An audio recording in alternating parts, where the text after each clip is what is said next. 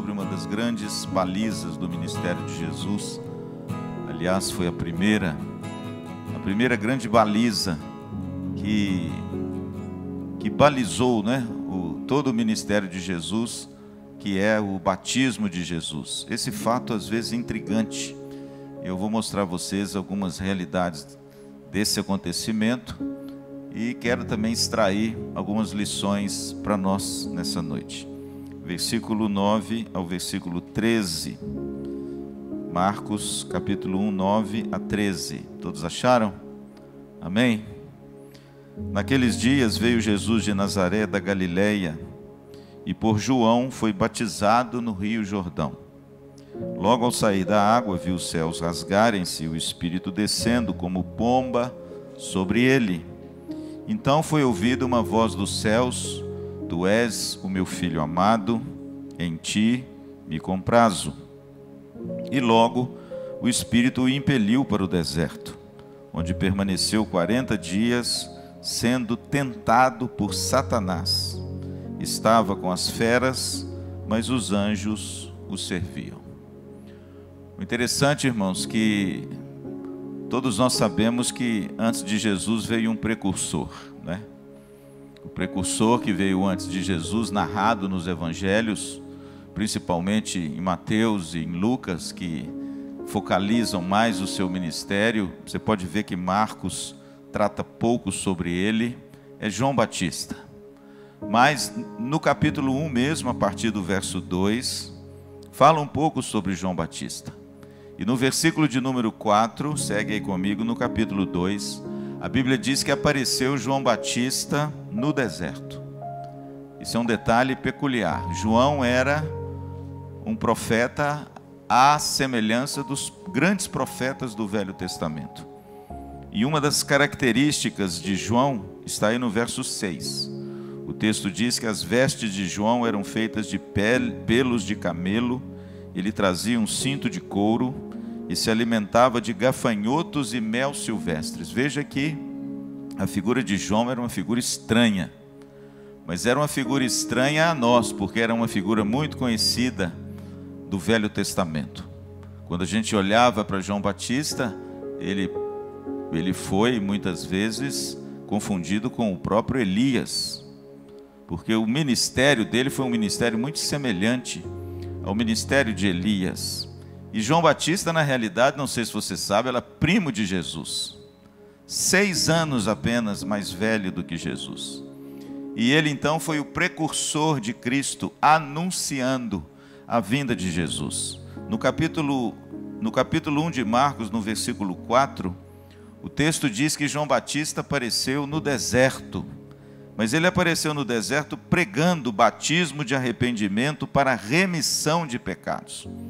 O texto de Lucas diz que as multidões afluíam, Aqui não tem tantos detalhes assim, mas Lucas fala que as multidões afluíam para ouvir João, e ele então pregava, e ele foi um homem que atraiu milhares de pessoas para o deserto.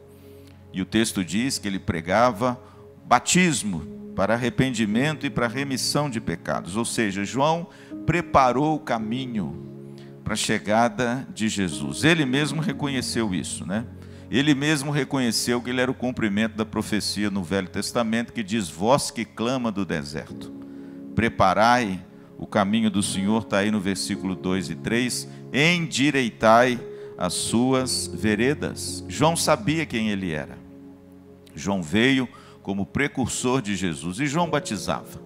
Só que o batismo de João era um batismo de arrependimento, para perdão dos pecados. A palavra remissão significa algo que foi perdoado e que foi pago alguma coisa no seu lugar. E João então veio batizando com água e batizando aqueles que se arrependiam dos seus pecados. Bom, a Bíblia diz que um certo dia apareceu diante de João um homem que na realidade já havia 30 anos que esse homem tinha vindo ao mundo. Esse homem veio ao mundo numa cidade, a cidade de Belém. Esse homem foi um homem que precisou de ser exilado quando bebê, por causa da fúria do rei Herodes. Ele permaneceu mais ou menos uns 3 anos no Egito. Ele volta do Egito com a sua família e ele vai morar na cidade de Nazaré. E na cidade de Nazaré, esse menino, esse jovenzinho é instruído. Ele aprende com a sua família a lei. Ele era um menino como outro qualquer. Lucas relata apenas um incidente quando o infante Jesus tinha apenas 12 anos. Ele foi esquecido no templo. E quando a caravana volta, eles sentem falta desse menino. E eles então voltam no templo, e o texto diz que esse menino está sentado entre os doutores da lei, interpelando e respondendo os doutores da lei.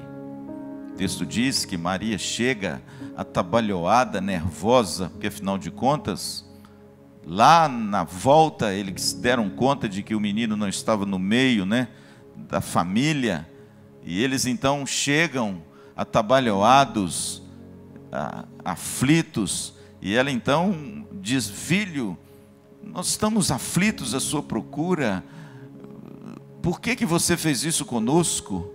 E Jesus, mesmo na pré-adolescência, ele diz: olha, aqui é o lugar, você não compreende que o meu lugar é estar na casa do meu Pai? A Bíblia diz que Maria, quando ouvia essas coisas de Jesus, ela guardava tudo no coração, porque ela sabia que aquele menino era um menino diferente.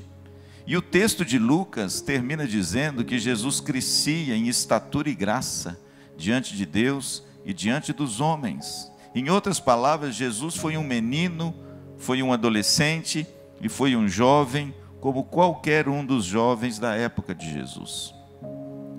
Jesus não foi uma pessoa dotada de superpoderes, como alguns evangelhos espúrios, que não estão na Bíblia, insistem em dizer.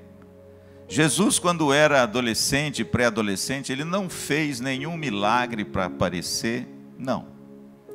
A infância de Jesus, a sua adolescência, até a sua idade madura, foi isenta dos registros dos evangelhos, porque na realidade não cabiam ao plano redentor que Deus proporia na vida dele. Mas aos 30 anos, esse homem aparece.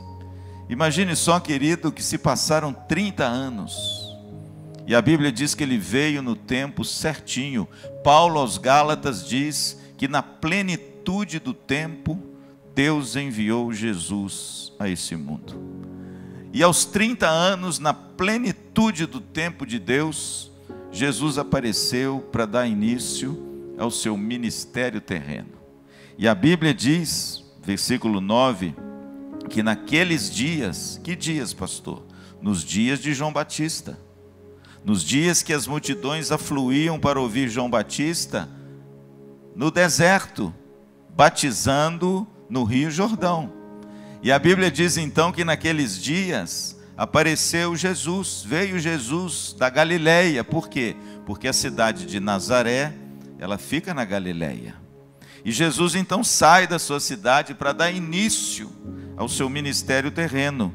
E aí, irmãos, tem uma coisa que há muito tempo, é claro que isso já foi elucidado, mas há muitos anos, já houve muitos debates com respeito a esse batismo de Jesus. Por que Jesus foi batizado?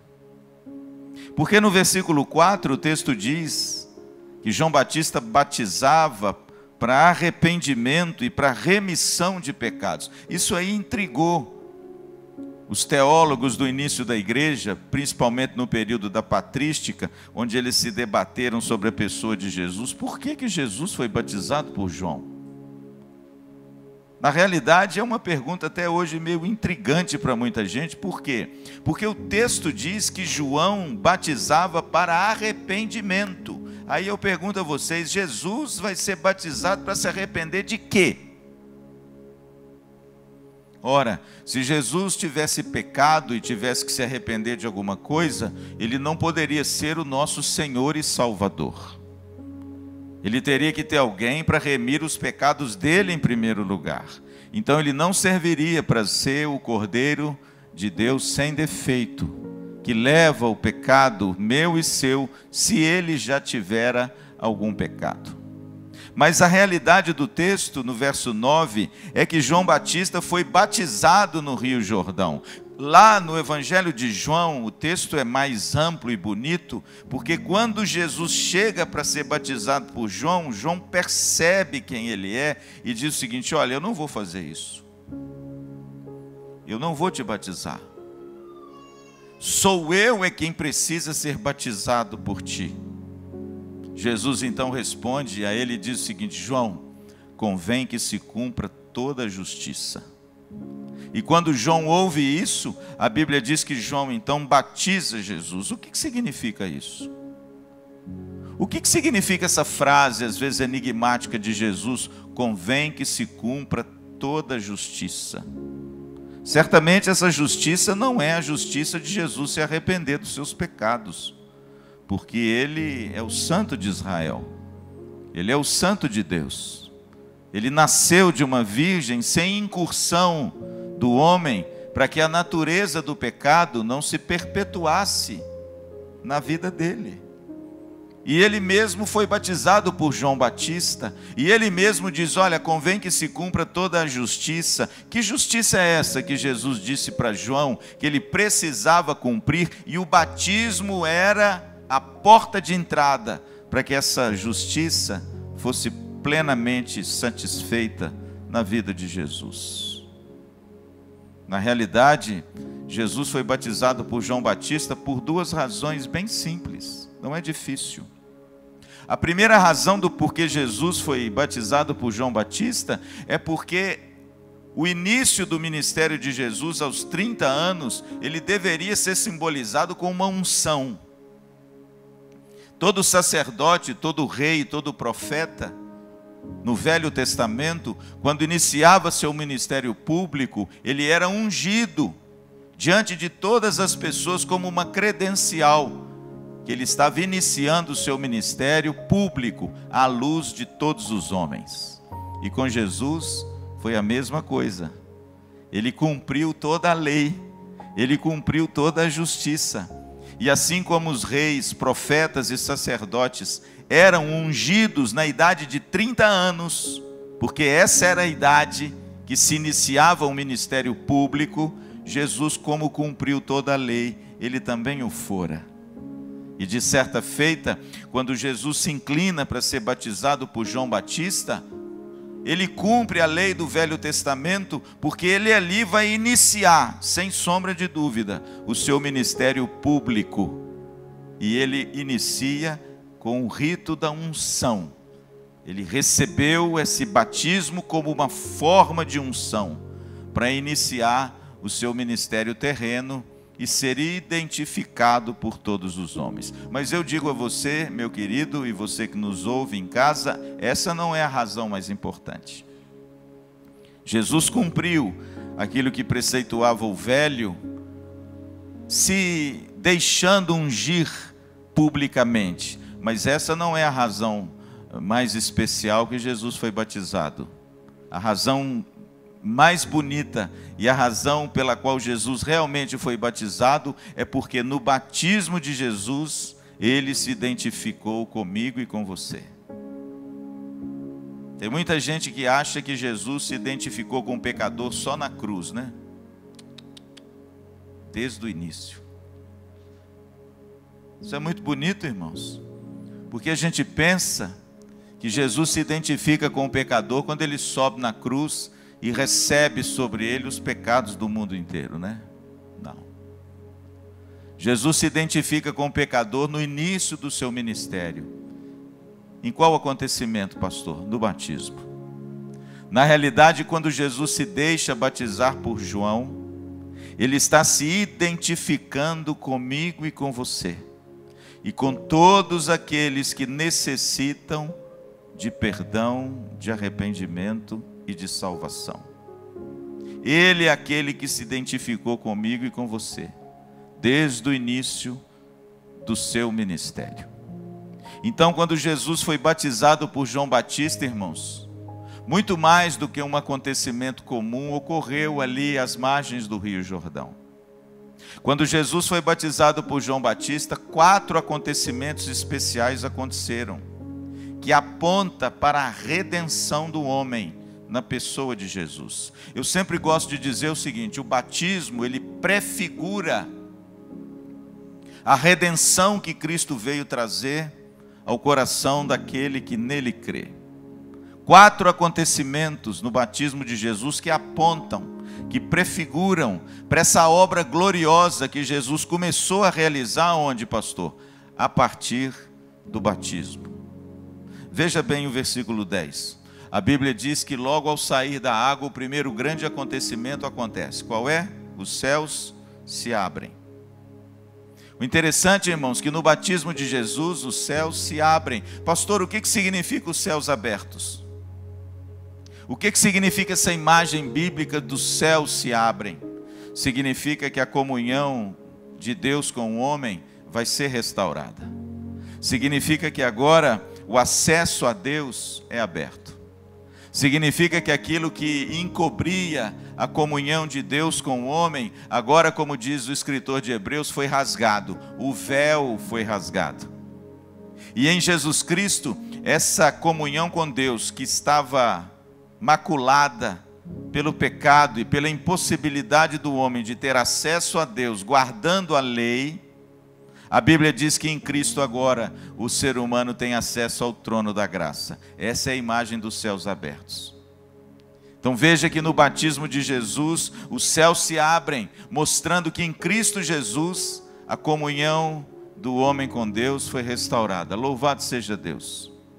Louvado seja Deus, porque quando nós oramos, nós não precisamos mais de ninguém para interpor a nossa oração ao Senhor. Nós podemos orar junto ao Pai, porque Ele ouve a nossa oração. Através de quem? Através de Jesus Cristo.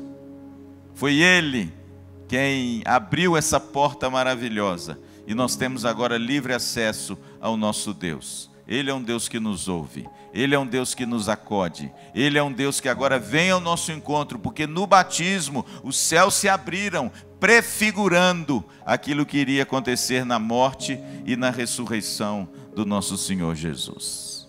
Mas no versículo 10 diz que aconteceu ainda mais uma coisa. O segundo acontecimento, no batismo de Jesus, o Espírito desce. Verso 10. Logo ao sair da água, viu os céus rasgarem-se e o Espírito descendo como pomba sobre ele. Veja que no batismo de Jesus, irmãos, o Espírito desce. Veja como no batismo de Jesus prefigura uma gloriosa obra que o Senhor Jesus realizaria na cruz do Calvário e após a sua ressurreição com a descida do Espírito Santo. Veja que no batismo de Jesus já prefigurou esse Pentecoste maravilhoso que aconteceu em Atos capítulo 2. Pastor, por quê? Porque no Velho Testamento, os irmãos sabem que no Velho Testamento o Espírito Santo era dado a pessoas de forma muito limitada e muitas vezes era até retirado. Muitas vezes o Espírito Santo dotava as pessoas de dons e talentos, mas o Espírito Santo se retirava dessa pessoa. Me cita um exemplo de um personagem no Velho Testamento que diz que ele foi cheio do Espírito Santo e até chegou a profetizar, mas lá no final da vida dele, o Espírito Santo se retirou dele. Saul.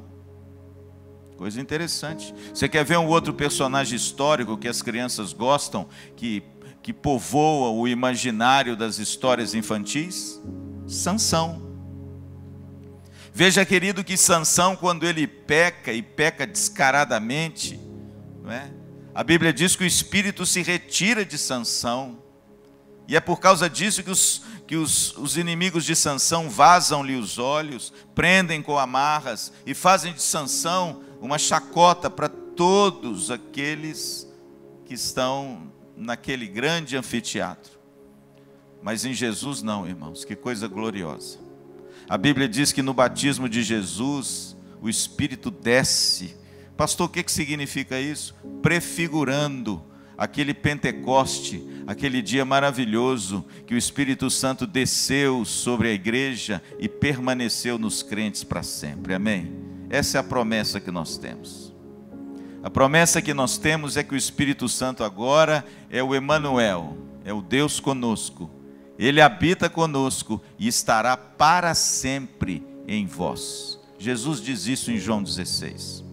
Veja, querido, que lá em João capítulo 16, versos 7 e 8, Jesus mesmo diz que Ele nos daria o Consolador. Ele veio da parte do Pai e Ele estaria para sempre conosco. Pastor, aonde começou essa história do Espírito Santo descer sobre a igreja e permanecer sobre ela? No batismo de Jesus. Então veja, irmãos, que no batismo de Jesus o Espírito desce, prefigurando essa obra gloriosa que Deus realizou na história e que hoje o Espírito Santo está aí à disposição dos crentes, habita nos crentes e vai habitar para todos sempre, amém? O apóstolo Paulo chega a dizer que o Espírito Santo é o penhor, é o selo. Pastor, o que significa isso? Significa que foi dado a você um penhor, e esse penhor vai ser resgatado no dia que Jesus tomar você para Ele, e esse penhor é o Espírito Santo, amém? É por isso, querido, que a teologia reformada, essa doutrina bonita que nós temos à luz das Escrituras, cremos que o crente nunca pode perder a salvação. Se ele pudesse perder a salvação de Jesus não seria eficaz. Se ele pudesse perder a salvação, a nossa salvação seria pelas nossas obras e não pela cruz do Calvário. Se o crente pudesse perder a salvação, eu era o primeiro que já perderia. Por quê? Porque não existe ninguém que não peque.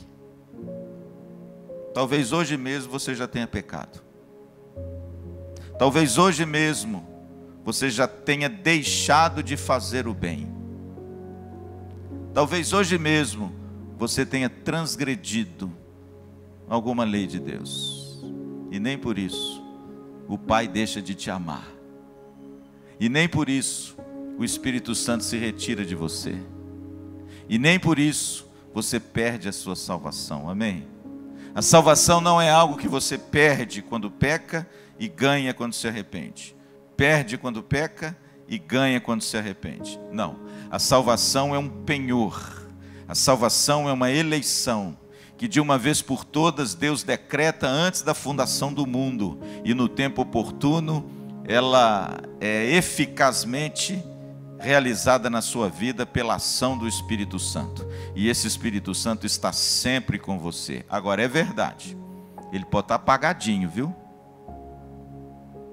Isso é verdade. O Espírito Santo pode estar aí como uma velhinha bem apagada. O Espírito Santo pode estar aí bem escondidinho dentro de você. Mas uma coisa eu te digo com toda certeza: ele está aí, amém? Ele está aí. Ele nunca vai te abandonar. Ele jamais vai te deixar. E se você foi alvo dessa regeneração maravilhosa pelo Espírito Santo, ele nunca mais será retirado de você. Pastor, aonde começou essa história nos evangelhos? No batismo de Jesus. O texto diz que ao sair da água, o Espírito desceu sobre Jesus, prefigurando essa descida gloriosa que o Espírito Santo iria realizar na vida da sua igreja, amém? Veja que o texto diz também que no batismo de Jesus há a aprovação do Pai. Olha o que diz o verso de número 11. Então foi ouvida uma voz dos céus: Tu és o meu filho amado, em ti me comprazo. Veja, irmãos, que acontecimentos maravilhosos. As pessoas ouviram essa voz. Essa voz foi como um ribombar de um trovão. Essa voz foi uma voz audível. Essa voz significa que o pai está feliz com o filho. Essa voz significa que o pai aprova o filho. Agora, essa voz é a voz que o profeta Isaías profetizou lá no capítulo 42, versículo 1, com respeito a Israel. Olha que bonito. Se depois na sua casa você der uma retrocedida ao capítulo 42, você vai ver que Deus já havia dito isso com respeito à nação de Israel. Tu és o meu filho, em quem eu tenho todo o meu prazer. Só que Deus estava dizendo isso para a nação de Israel. E hoje nós sabemos que o Israel de Deus é Jesus. E aquilo que Deus disse para a nação de Israel, Ele agora diz de forma plena, completa, perfeita e cabal, na pessoa de Jesus Cristo. Jesus Cristo é o novo Israel. E Deus tem prazer na vida do Filho. Deus se compraz na vida do Filho. O texto diz: Tu és o meu Filho amado. Olha que coisa linda, irmãos. O interessante é que isso também prefigura algo maravilhoso da obra redentora de Cristo. Por quê? Porque em Jesus nós fomos adotados. Adotados o quê? Filhos. Nós não somos mais uma criatura de Deus. É claro que nós o somos no sentido de que fomos criados por Deus. Todos nós, em certo sentido, somos criaturas de Deus. Mas, irmãos, em Cristo Jesus você é muito mais do que isso. Em Cristo Jesus você é filho de Deus, amém? E essa aprovação do Pai na pessoa bendita de Cristo no batismo prefigura a aprovação de Deus sobre você. Você que andava outrora segundo o curso desse mundo. Você que andava outrora fazendo as vontades da carne. Você que andava outrora subjugado pelo diabo.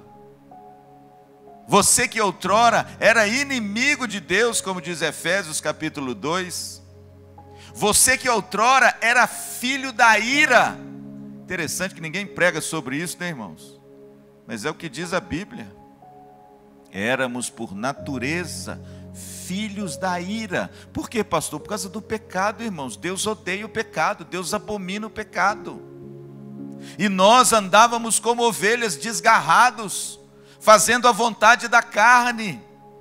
Mas o texto diz que por causa do grande amor de Deus, e pela bondade e misericórdia dEle, Deus te alcançou, e pela graça você foi salvo. Isso não vem de você, é dom de Deus, amém? E lá em João capítulo 1, versículo 12, o texto diz que a todos aqueles que nele creram, Deus deu-lhes o poder de serem feitos filhos de Deus, a saber, os que creem no seu nome. Sabe o que significa isso, irmãos? Nós temos a aprovação do Pai por meio do Filho, amém? Por meio de Jesus Cristo, irmãos, você não é mais órfão, não. Por meio de Jesus Cristo, querido, mesmo que o seu pai e a sua mãe te abandonem, Cristo jamais te desamparará. Por meio de Jesus Cristo, querido, nós temos um Pai celeste, e Ele nos aprova. Pastor, como é que é isso? Ele nos aprova porque nós somos bons? Não, irmãos, Ele nos aprova porque Cristo é bom. É em Cristo Jesus que nós nos tornamos filhos. Portanto, querido, cuidado, filhos de Deus é aqueles que creem em Jesus, que receberam o Espírito da adoção, como diz o apóstolo Paulo, pelo qual nós podemos tratar Deus como Abba, papai, né? É tão bonito um filho chamar o pai de papai, não é verdade? Mamãe, paizinho, é a palavra Abba. E isso, irmãos, foi herança para mim e para você em Cristo Jesus. Pastor, aonde surgiu isso? No batismo de Jesus. A Bíblia diz que veio uma voz do céu e diz: eis o meu filho amado. É amado, irmãos, que coisa linda. Tem muita gente que acha que Jesus é só Senhor. Mas olha, Jesus é Senhor, mas Ele também é Pai. Tem gente que não consegue ainda conviver com isso, cheio de traumas, cheio de lutas internas, porque talvez não conseguiu compreender, irmãos, essa coisa belíssima que nós herdamos em Jesus Cristo, de sermos agora filhos de Deus, e sermos aprovados por Deus, não porque a gente é bom, porque Cristo cumpriu a lei no nosso lugar, amém? Dr. Charles Swindoll diz uma frase muito linda. Ele diz o seguinte: que Cristo nos salvou de duas formas, sabia? Cristo nos salvou primeiro com a sua vida, e depois Ele nos salvou com a sua morte. Aí eu pergunto para você: Como é que Cristo nos salvou pela sua vida? Como?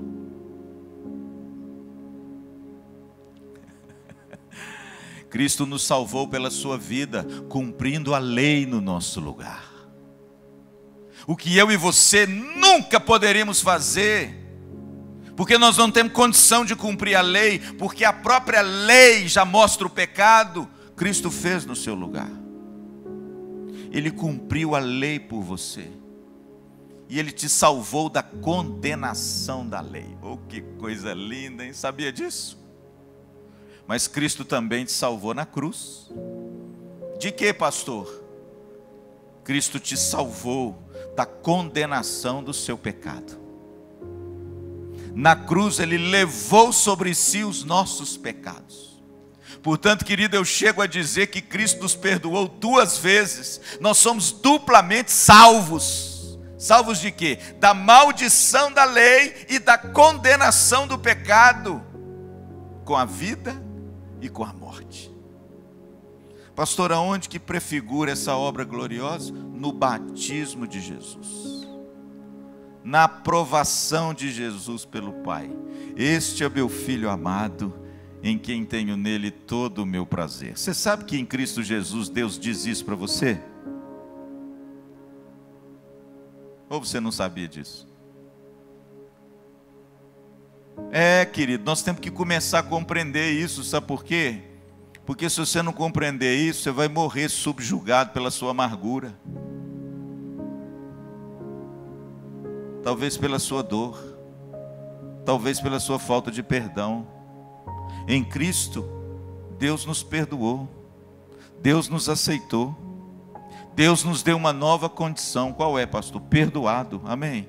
Perdoado. Sabe o que Paulo chega a dizer em Romanos 8? Nenhuma condenação há para todo mundo? Não, para aqueles que estão em Cristo Jesus. Sabe o que significa isso, irmãos? A mesma palavra que Deus deu a Cristo por ocasião do seu batismo, esse é o meu Filho amado, ecoa na eternidade para mim e para você. E para todos aqueles que o Espírito Santo alcança e crê em Jesus Cristo. Você é filho amado e Deus tem prazer em você. Puxa, pastor, então eu sou bom demais. Não é não, querido, isso é uma porqueira. Igual eu, igual todos nós. Mas aí, irmãos, nessa porqueira toda tem a imagem do Filho. E quando Deus olha para nós, Ele não vê o nosso pecado, Ele vê o Filho amado em nós. E por causa de Jesus, a gente é capaz de dar prazer para Deus. Amém, irmãos? Que teologia bonita, querido. Que coisa gloriosa é saber que nós temos um Pai que nos ama. Um Pai que nos aceita. Um Pai que nos transforma. Temos uma nova condição, temos uma nova aceitação. Nós somos filhos, irmãos. Que coisa linda. É por isso que quando os discípulos de Jesus, lá em Lucas, chegaram perto do Senhor, disseram assim: Senhor, ensina-nos a orar como João ensinou para os seus discípulos. Isso só está em Lucas 6. Jesus então falou assim: vem cá que eu vou ensinar para vocês. Pai Nosso. Que coisa gloriosa, irmãos. Jesus não começa assim: Jeová Rafá, Deus eterno nosso. Não, irmãos. Jesus começa com uma palavra de intimidade dele com o Pai, que ele ouviu no batismo. Este é o meu Filho amado. E ele começa, irmãos, a ensinar a oração para nós com essa palavra. Só que em vez de ele dizer assim, Pai meu, ele diz Pai Nosso. Será que vocês entendem isso? Pai Nosso significa que o mesmo Pai, que é Pai de Jesus, é o seu Pai. Você consegue entender isso, crente? Ou não? Portanto, querido, para de choramingar. Para de viver traumatizado. Ai, você não conhece o pastor, meu pai. E nem quero conhecer. Para, querido, de viver choramingando, com sentimento de culpa, amargurado, porque o seu pai ou a sua mãe terreno fez algo contra você. Você tem um pai no céu, em Cristo Jesus. E esse pai é o mesmo pai de Jesus. E esse pai é um pai que diz: esse é o meu filho amado. O meu pai terreno pode não gostar de mim, mas o meu celestial me ama. Aleluia, amém.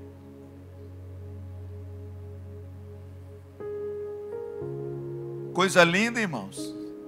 Portanto, no batismo de Jesus há a aprovação do Pai, mostrando que aquele que o recebe como Senhor e Salvador, nós temos um Pai que nos aprova também, amém? Oh, irmãos, como isso é bom, hein? Eu sou aprovado pelo meu Pai. E eu sou aprovado pelo meu Pai não porque eu sou bom, é porque o Filho perfeito, pagou o preço por mim, quitou a dívida e por adoção me fez filho do mesmo Pai. Então, na realidade, nós somos irmãos, né? E é isso mesmo que a teologia diz. Nós todos somos irmãos e Jesus é o irmão mais velho. Porque nós somos filhos do mesmo Pai. E por fim, irmãos, olha que coisa interessante. Verso 12. E logo, veja que tem um texto em cima, a tentação de Jesus. Tem umas coisas na Bíblia que atrapalham o andamento do texto. Eu acho que essa tentação não tinha que estar aqui. O verso 12 tinha que estar colado logo depois do 11. Porque, e logo, você vê que o texto continua. Depois do batismo, que Jesus se levanta, ouve a voz, o Espírito desce, o Pai fala, e logo significa na mesma hora. Quando Jesus se levanta do batismo, olha o que o texto diz. E logo o Espírito o impeliu para o deserto, onde permaneceu 40 dias, sendo tentado por Satanás. Estava com as feras, mas os anjos o serviam. Não parece meio cruel isso aí? O mesmo Espírito que desce, o mesmo Espírito que age, o mesmo Espírito que produz essa beleza imensa, que é a teologia do batismo de Jesus, é o Espírito que leva Jesus para o deserto. Para ser o quê? Tentado pelo diabo.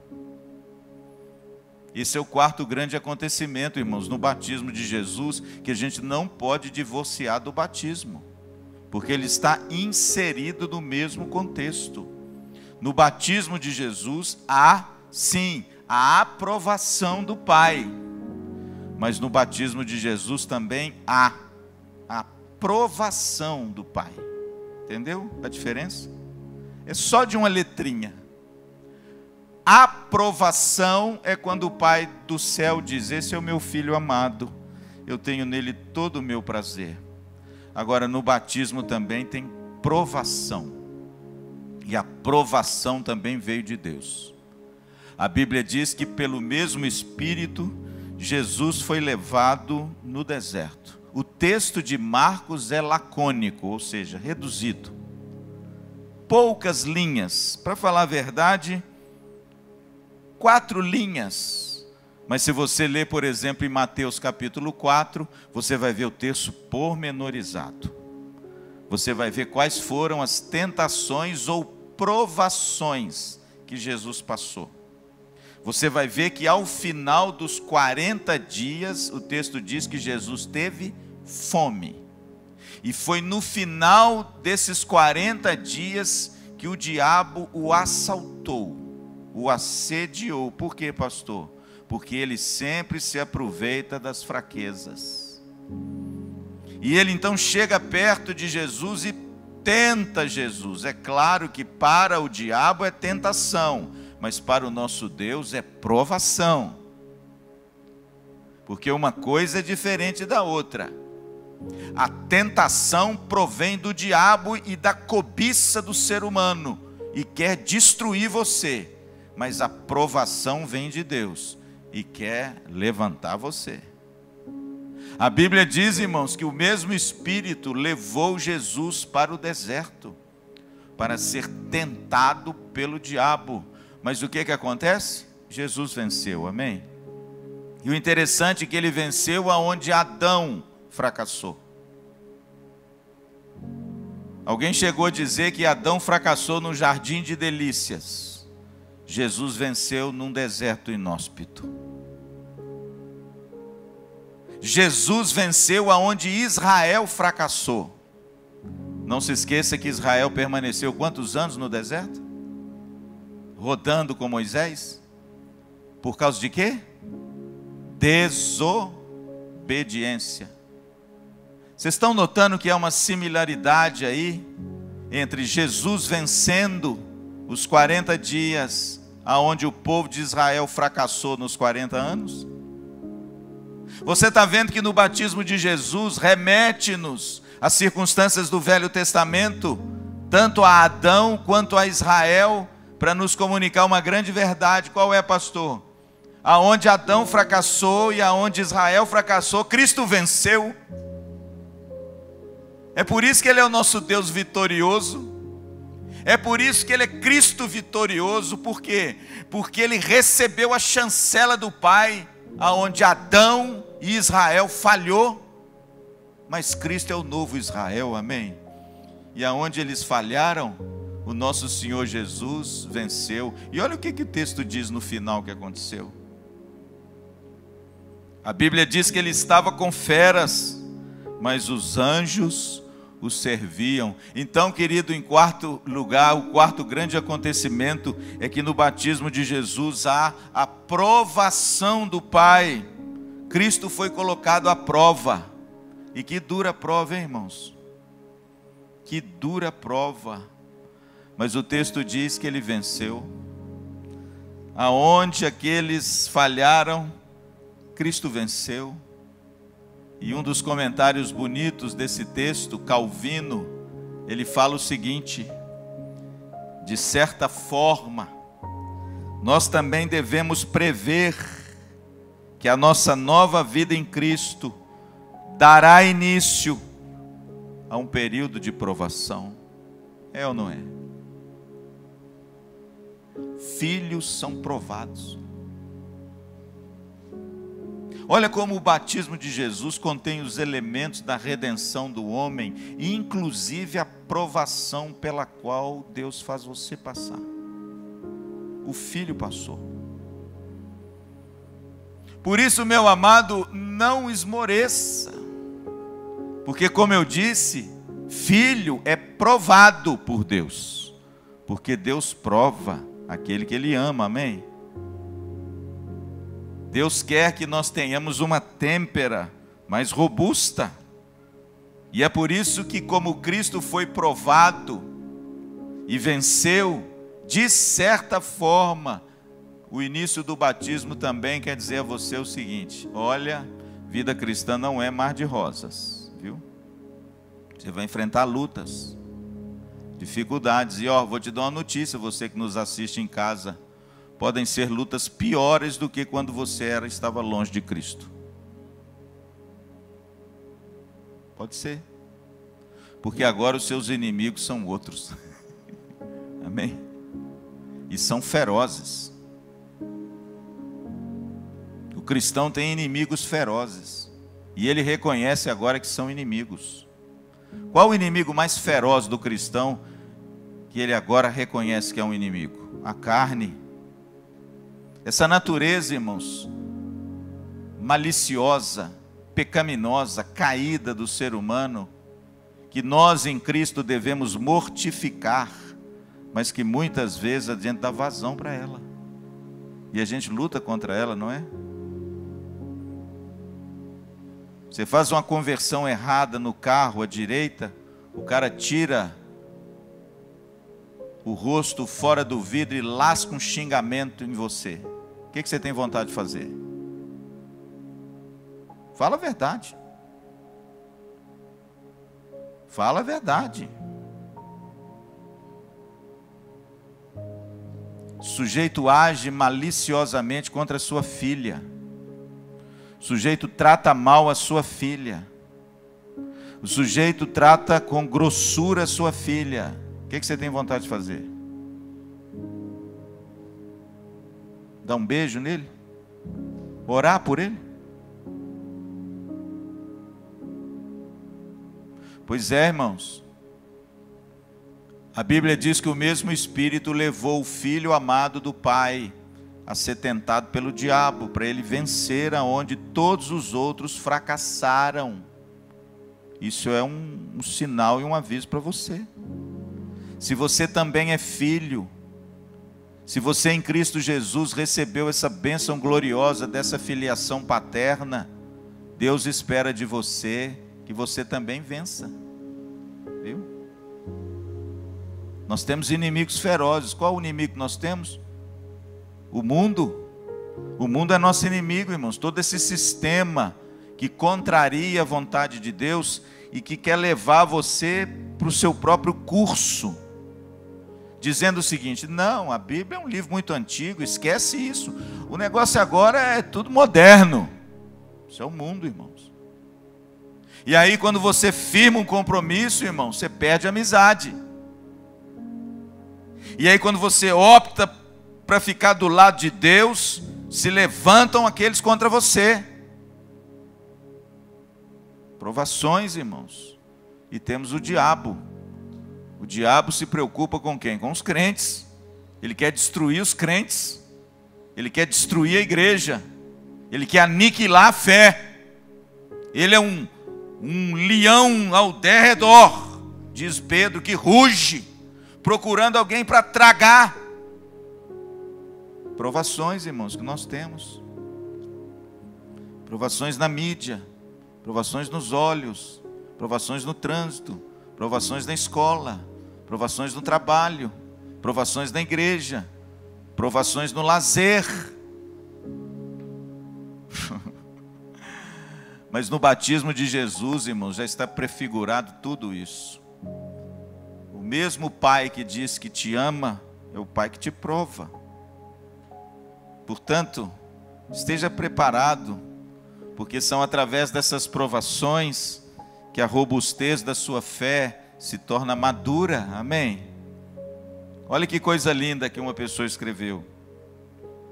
Para sermos aperfeiçoados para Deus, é necessário sermos provados por Deus. É ou não é?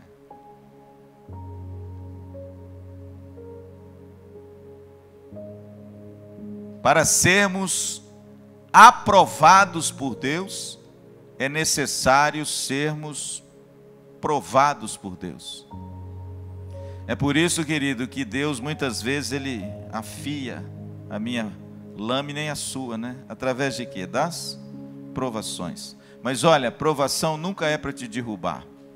As provações, elas vêm sempre para você, vencendo-as, se robustecer na fé e se tornar cada vez mais um crente, o quê? Um crente maduro. Olha o que Tiago diz. Abre lá no capítulo 1 e eu termino com esse texto. É um texto belíssimo, né, irmãos? Ele fala um pouco sobre essa provação, que talvez você possa estar vivendo em alguma área da sua vida. Talvez você está enfermo, é uma provação, pode ser desemprego, pode ser uma provação.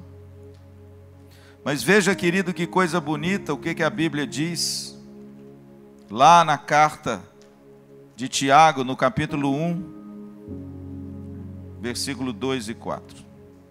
Meus irmãos, tende por motivo de toda alegria o passar por várias provações. Tem duas coisas aí, irmãos, difíceis de engolir. Primeiro, tende por motivo de toda alegria. Como é que a gente passa uma provação com alegria? Me explica.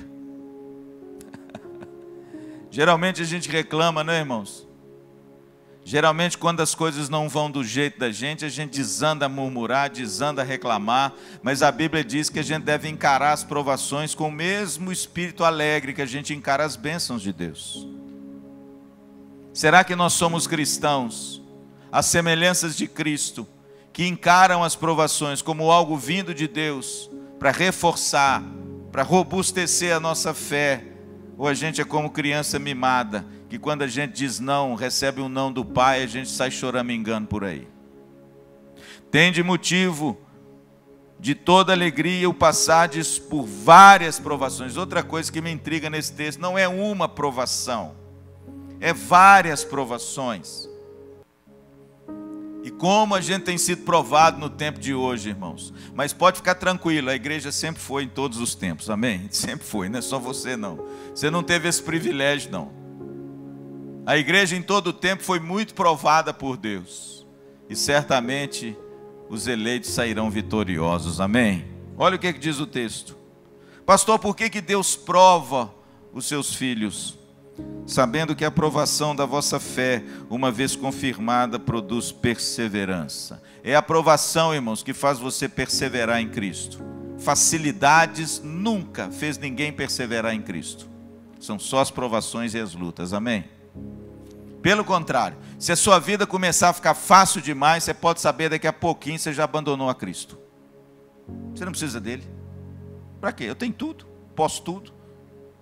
Mas quando vem uma provação, irmãos, a gente segura nele, porque a gente sabe que só ele, não é?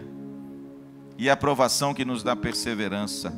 Versículo 4, ora, a perseverança deve ter ação completa, para que sejais perfeitos e íntegros, em nada deficientes. Está aí a aprovação, irmãos, para que ela serve? Sabe para quê? Para curar você, para curar suas imperfeições, para dar você integridade na alma. É por isso, irmãos, que Deus é um Pai maravilhoso, que prova os seus filhos, e você como pai deveria fazê-lo também com os seus, viu?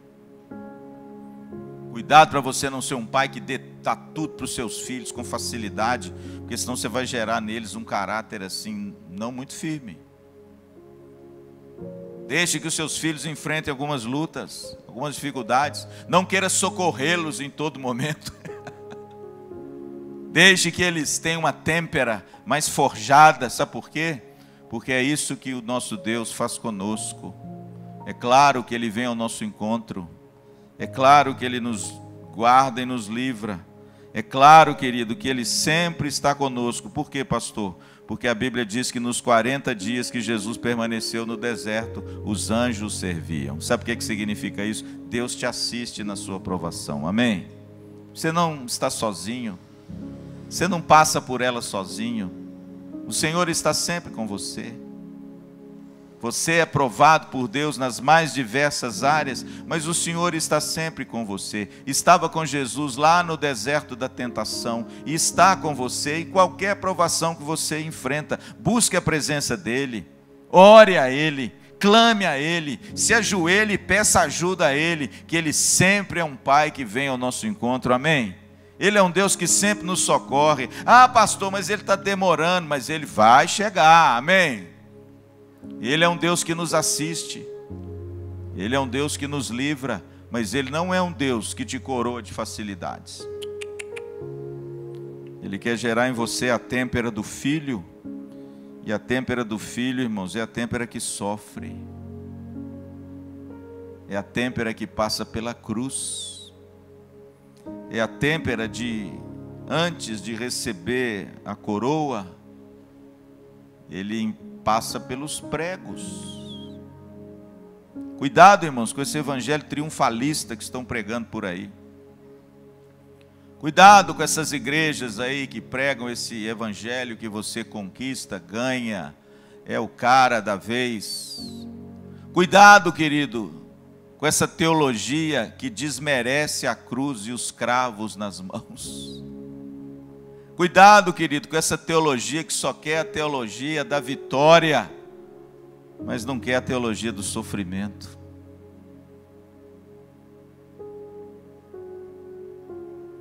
Pastor, qual uma das marcas do cristão? Sofrimento. Sofrimento. Leia 2 Coríntios. Eu quero desafiar você a ler 2 Coríntios. Sabe por quê? Porque Paulo lá mostra as credenciais de um apóstolo. E sabe qual é a principal? Sabe qual é a principal credencial que Paulo descreve em 2 Coríntios? O sofrimento. É como se Paulo mostrasse assim: vocês querem ver o meu apostolado? Vocês querem ver a marca do meu apostolado? Olha o meu sofrimento. Está aqui o meu sofrimento. Essa é a marca do meu apostolado. Mas hoje, irmãos, ninguém quer sofrer, né? Por amor a Cristo, então, difícil, né? Mas olha, é uma das marcas do cristão, o sofrimento. Não tenha medo de sofrer. Não tenha medo de enfrentar as provações. Conte com a gente. Conte com amigos, conte com a igreja. Mas olha, conte com Cristo, amém? Porque Cristo sofreu. E Ele é poderoso para acudir você. Porque em tudo Ele foi tentado, mas sem pecado, amém? E Ele é poderoso para acudir você. Pastor, tudo isso aconteceu aonde? No batismo de Jesus. Veja, irmãos, que o batismo de Jesus é a primeira grande baliza e onde aponta para esse ministério redentor de Cristo. No batismo de Jesus, a Bíblia diz que o céu se abre. É através de Jesus que eu não preciso mais de sacerdote humano para me achegar a Deus. É no batismo de Jesus que o Espírito desce. É lá que o Espírito Santo foi prefigurado como esse Emanuel que habita com o crente. Louvado seja Deus, amém? No batismo de Jesus, o Pai aprova o Filho. Que coisa linda! Você tem uma chancela de aprovação de Deus na sua vida, por causa de Jesus, amém? Mas é no batismo também de Jesus que eu aprendo, irmãos, que eu vou enfrentar provações na vida. Mas essas provações vão me fazer bem. Amém? Vão me fazer muito bem. Amém?